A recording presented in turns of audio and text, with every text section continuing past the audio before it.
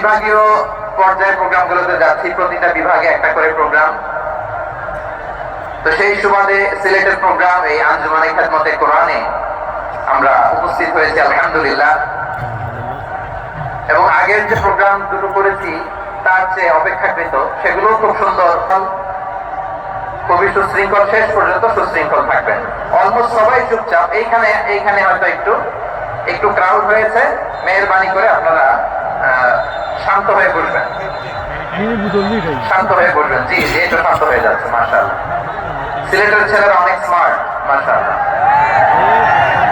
they are very smart, মাশাআল্লাহ. And I see most of the audience are the Gen Z of Sylhet, and the Gen Z are very smart. আমি বলেছি যে তাদেরকে ইশারা দিলেই হয়, তো ভেঙে বলা লাগে না। So